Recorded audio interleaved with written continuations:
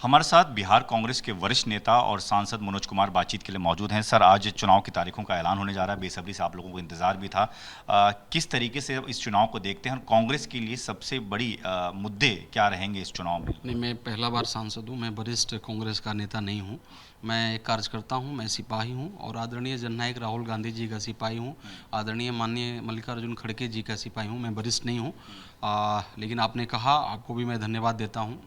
ये आपने जो सवाल किया उससे पहले आपको मैं बताना चाहता हूँ कि अक्टूबर और नवंबर 2 महीना जो है बड़ी इम्पोर्टेंट और बड़ा महत्वपूर्ण महीना होता है बिहार वासियों के लिए। आपको पता होना चाहिए, बहुत सारे पर्व और महापर्व हम लोग मनाते हैं। उसके साथ साथ इस बार 5 साल के बाद लोकतंत्र का महापर्व भी हम लोग मनाने जा रहे हैं। आपके चैनल के माध्यम से बिहार वासियों को बहुत बहुत बधाई, शुभकामना मैं देना चाहता हूँ कि लोकतंत्र का महापर्व को मनाएं। सभी जाति, सभी धर्म के लोग घर से बाहर निकलें और आप विचार करें।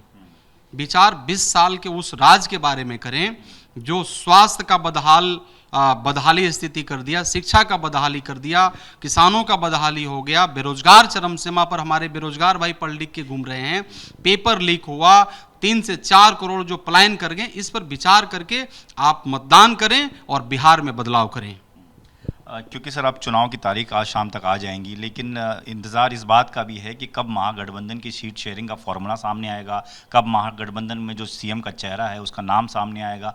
उसको लेकर अभी कितना इंतज़ार करना पड़ेगा? उधर पूछ लीजिए ना, उधर भी थोड़ा सा पूछ लीजिए। घर घर दौड़ रहे हैं, मतलब लग रहा है कि आत्मा दुखित है।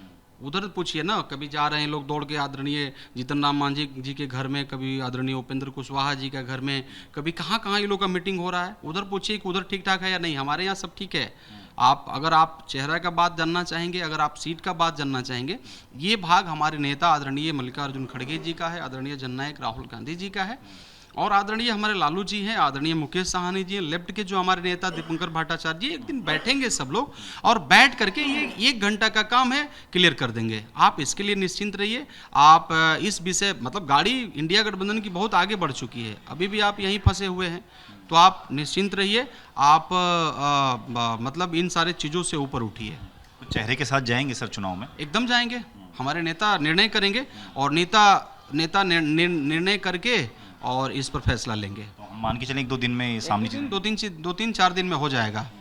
इसके अलावा लगातार आरोप भी लगते रहे बीजेपी की तरफ से। प्रधानमंत्री नरेंद्र मोदी जितनी बार बिहार गए उन्होंने भी आरोप लगाया घुसपैठियों को लेकर। उन्होंने कहा कि कांग्रेस और आरजेडी घुसपैठियों को बढ़ावा दे रही है। आपने वोटर अधिकार यात्रा निकाली, उस पर आपने कहा कि हमारे लोगों के नाम काटे जा रहे हैं, हमारे वोटर के नाम काटे जा रहे हैं। क्या लगता है कौन सा मुद्दा सबसे बड़ा हावी रहने वाला है और कांग्रेस को कहाँ नुकसान, कहाँ फायदा आप देख रहे हैं?